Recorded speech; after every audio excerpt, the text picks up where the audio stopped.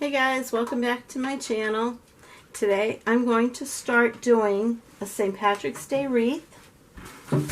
I'm going to get my green chenille stems out and I'm going to use this mesh that is kind of glittery. And for those of you who don't like glitter, this may not be the ideal kind of stuff for you to use, but it is so pretty.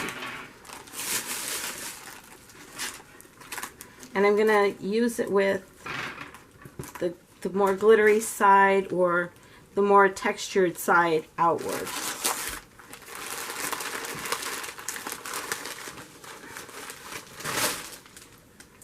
Now some people take and they will tie all of their chenille stems first. I fold mine in half so this way they look a little more uniform.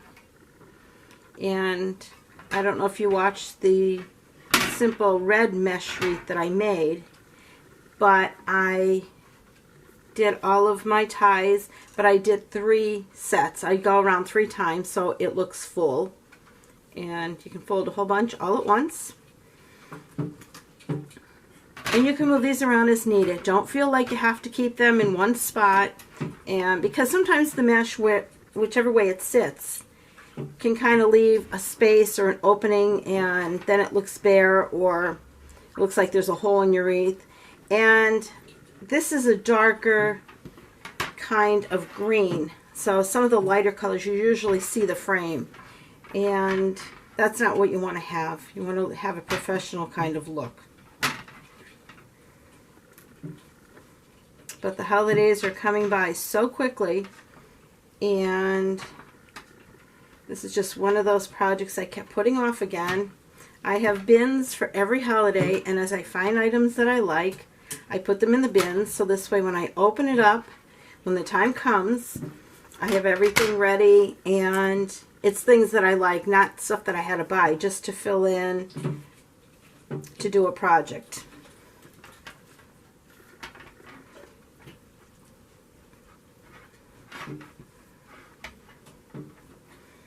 And here in Scranton we have a big St. Patrick's Day parade, and if any of us firefighters want to march in it, we are allowed to. We wear our Class A uniforms, and the only problem is if they have the beads that you get to throw, the beads turn our gloves green. So if any of you know how to get green out of gloves, let me know.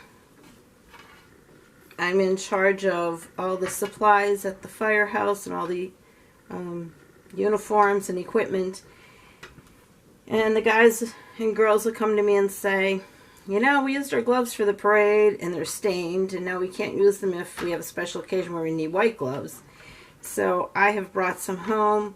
I've tried that OxyClean. I've tried bleach. We've tried baking soda. Vinegar. It's very difficult to get it out. So if any of you know how to get that dye out, send me a message or post a comment below. We would be forever grateful. Because if not, we have to keep buying new pairs, or we have to each have 2 pairs, a pair of white and a pair of green. But our St. Patrick's Day parade, I think, is the second biggest one in the country, because it just gets to be so massive and everybody comes out for it. And we have another parade that is it's our Christmas parade, which comes right before Thanksgiving. And as you can see, this doesn't take very long to fill in. And then in my next video I will get all the accessories together that I want to put on this wreath, and I will get that done. And I will also be working on a Mardi Gras wreath, and I have a little guy. He looks like kind of a jester, but I use him for Mardi Gras. I thought he fits the colors, it's appropriate, and I have a pet lovers wreath that I'll be doing soon too. So I have all of these done, and I'm going to fill all of this in. I'm going to try and do it this way without knocking my tripod down. And if you just kind of squinch it up all together, this works like that. Now I'm going to take an extra chenille stem to tie the ends, so this way I'm not interfering with everything else. And if you take and you put it right here where it crosses over, hopefully you can see right there, and if you can take the chenille stem and do it this way, kind of at an angle so it catches at a corner, hopefully that would work. I may have to wrap it twice. I think that's what I'm going to do. I'll wrap it around twice, so this way it will hold it in one spot. Experiment with it, and if you have hands like mine where arthritis is starting to kick in, you may have to find other alternatives to doing wreaths where it's less painful for you. But just keep trying. Don't give up. Okay. I'm going to tie this one right in here. And make sure you put enough, because you want to fill that whole space right up. Now, in my videos I tell you I have a storm door and I have an inside door. So I try not to have wreaths that are too thick, because if you do it that way, then what happens is it won't fit between your storm door and your inside door. So I do kind of thinner ones. I don't do any that are big and fluffy. At least I try not to. And try and make them kind of matching, kind of uniform. They don't have to be big and puffy and fluffy.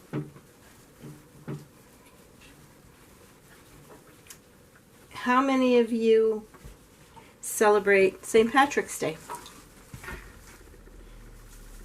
We go to the parade here, and we might go to a dinner or serve different Irish kind of meals. Everybody loves everything with cabbage for that day. And there's quite a few fundraisers that are in the areas, and a lot of the fire companies here, that's how they make their money to keep going every year. And they do a lot of different fundraisers. And it's really important that everybody supports them, because volunteer firefighters are getting harder to come by. Now, I'm not measuring this, but when you do your first loop, you'll be okay, and then you can just kind of match it up with all the other ones that you're doing.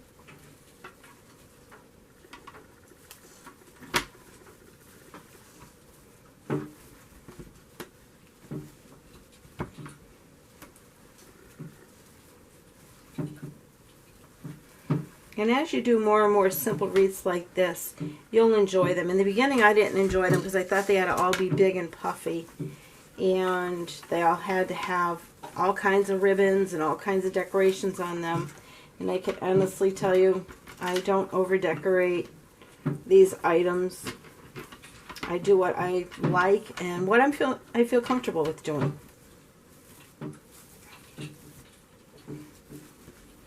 Now, the Valentine's Day wreath I put up fit perfectly between my doors. It didn't get squashed like all the other ones.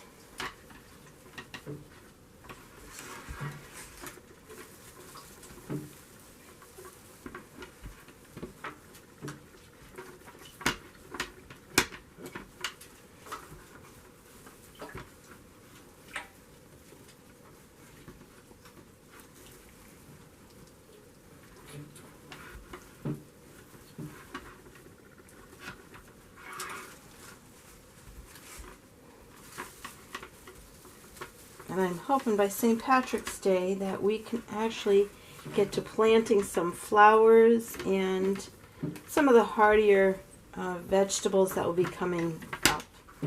Last year was the first year I planted a garden in a long time. And I did very well. I couldn't believe it. I was like, no way. And things bloomed and things grew last year, so we had a very good time and we enjoyed doing homemade food. I taught myself how to can.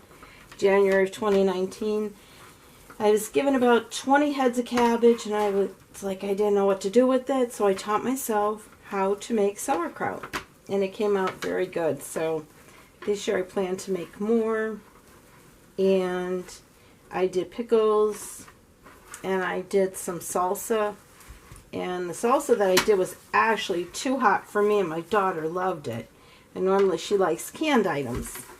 And I said to her, I said, just, you know, let me know how it is. And I said, it's way too hot for me. And she fell in love with it. And it was actually the packets that I pick up.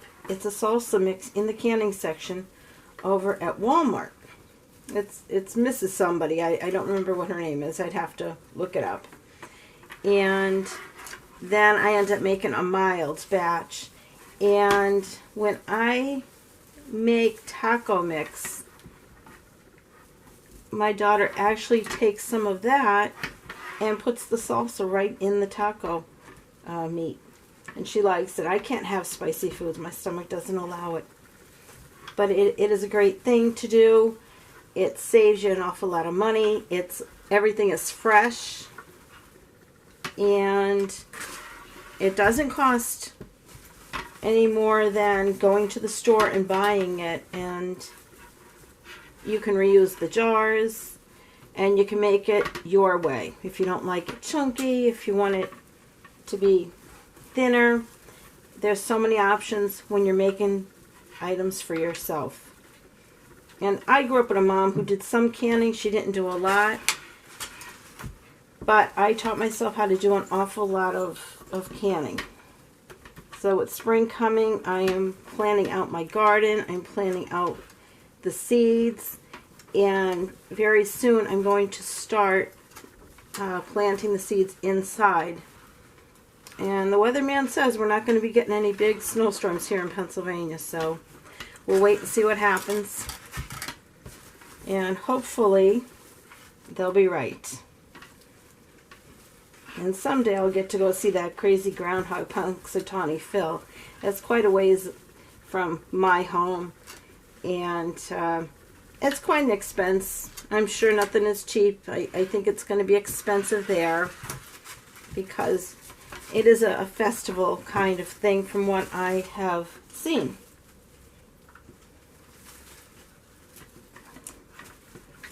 Now this kind of mesh leaves quite a bit of stuff here right on the table, so be very careful if you don't like glitter, if you don't want it all over your clothes. You might want to have a bag or a basket right below so you can just sweep it right into it.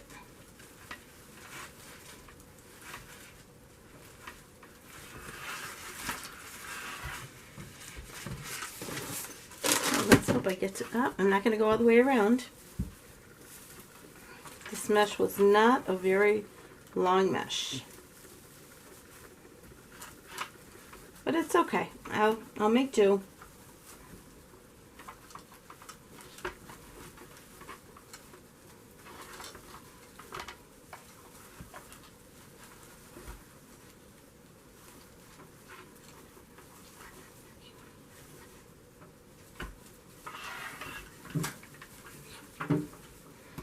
And the last part, I'm going to put it right here. Oh, it did. I think I'm missing maybe 2 spots. That's okay. I can fill in wherever I need to.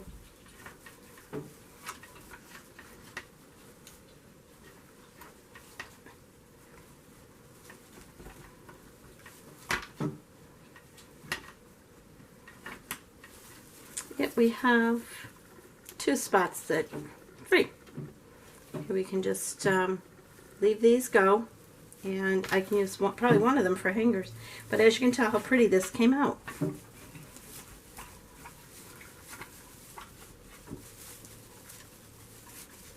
And like I told you, just don't hesitate to pull it apart, and it's still going to stay flat for me, so I am thrilled about that. I can still fit this between my storm door and my inside wooden door. You know, a lot of these would make great teachers' gifts too, because they can't really have bulky things on a lot of their doors, and you know, kids coming in and out so they don't bump it. And I'm going to leave those little twisty Chanel stems on here, so when I do put other items I can use them, or I can twist them around just like I did with the red wreath that I showed you just how I made.